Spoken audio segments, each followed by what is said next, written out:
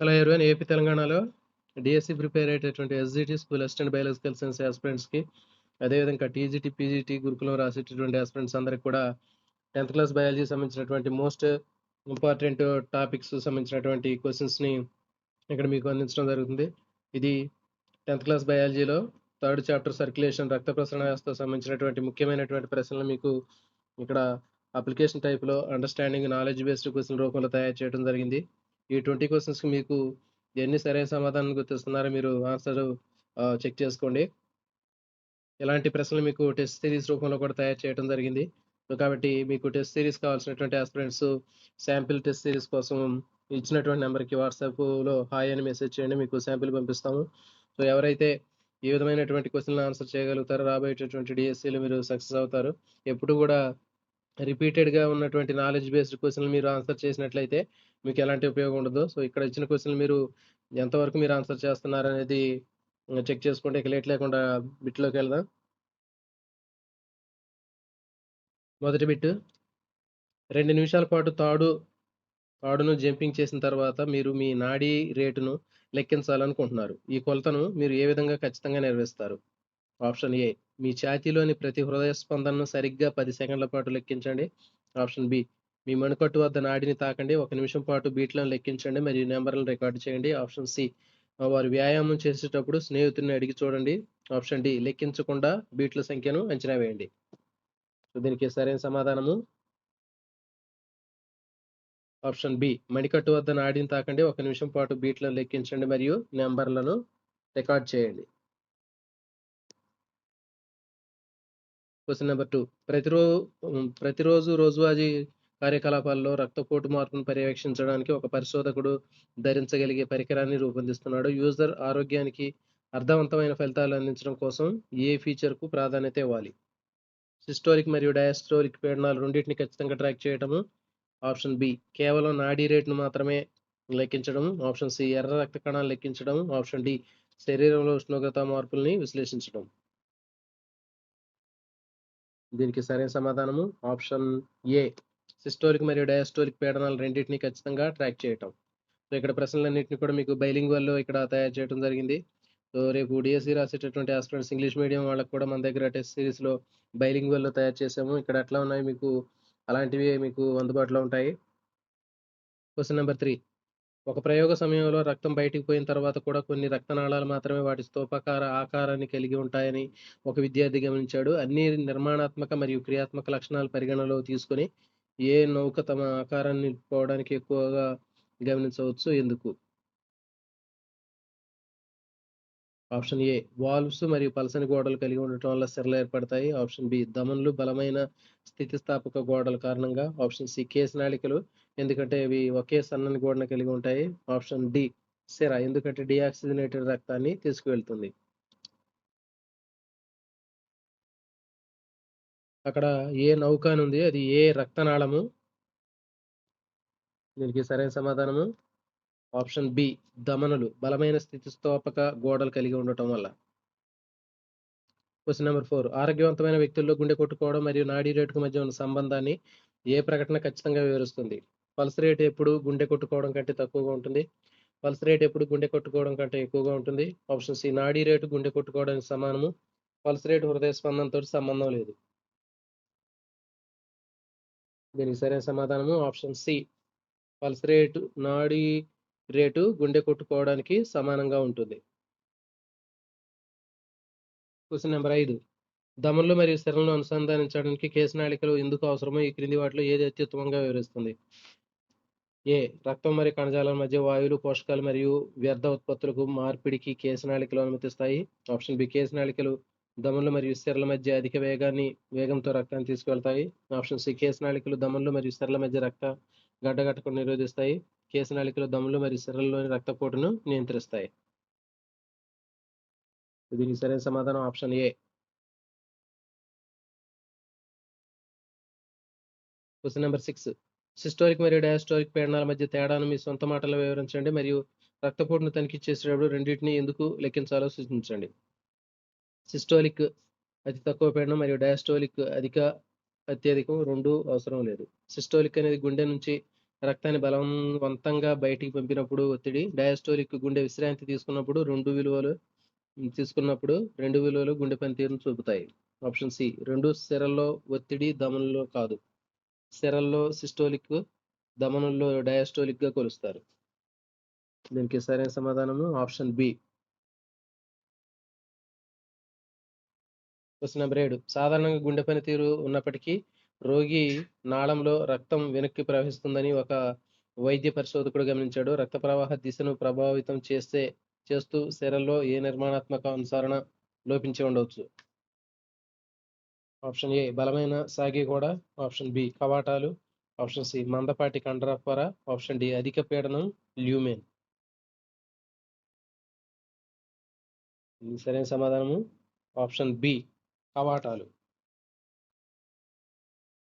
Question number 8. తరగతి గది కార్యాచరణలో రక్త ప్రవాహ దిశకు వ్యతిరేకంగా సిరను స్ట్రోక్ చేయడం వాపుకు దారితీస్తుంది అని విద్యార్థులు గమనించారు. సిరల యొక్క ఏ నిర్మాణ లక్షణం ఈ పరిశీలన వివరిస్తుంది?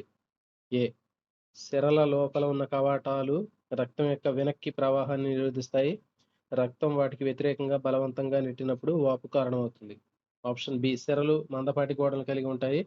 ఈ ఒత్తిడిని నిరోధిస్తాయి. సిరలు అధిక పీడనంతో రక్తాన్ని తీసుకువెళతాయి. Option D. సిరలో ఆక్సిజనేటెడ్ రక్తం ఉంటుంది. దీనికి సరైన సమాధానము ఆప్షన్ ఏ.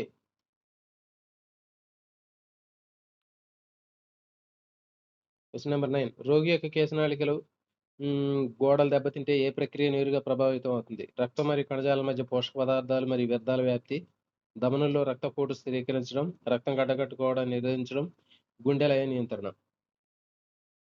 దీనికి సరైన సమాధానము ఆప్షన్ ఏ.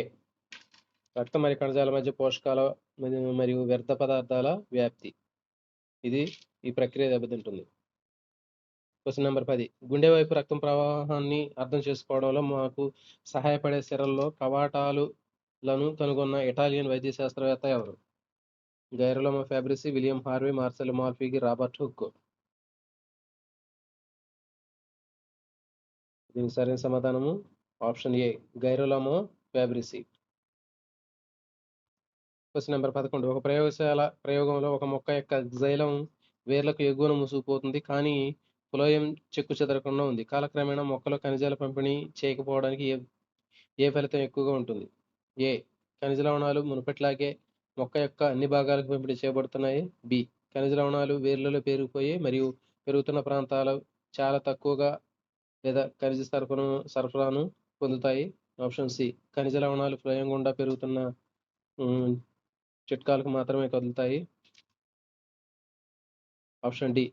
మొక్క ఆకుల ద్వారా వాతావరణం నుంచి ఖనిజాలను గ్రహించడం ప్రారంభిస్తుంది.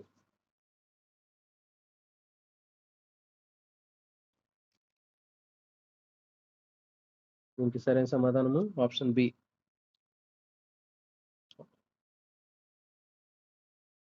ఆప్షన్ సిలో ఖనిజ లవణాలు ఫ్లోయం గుండా పెరుగుతున్న భాగాలకు మాత్రమే కదులుతాయి.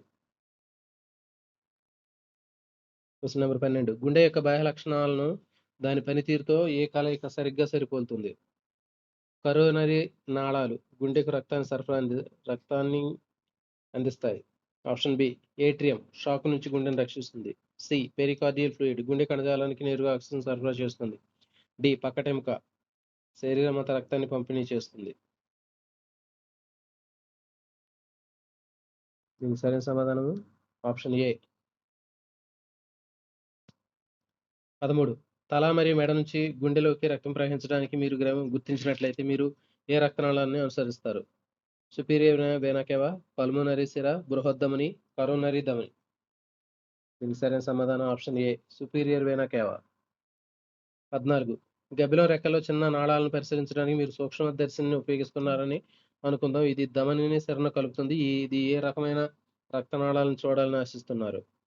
బృహద్దమని, పల్మోనరీ ఆర్టరీ, కేశనాళిక, వేనా కేవా. దీనికి సరైన సమాధానము ఆప్షన్ సి. కేశనాళిక క్యాపిల్లరీ. 15.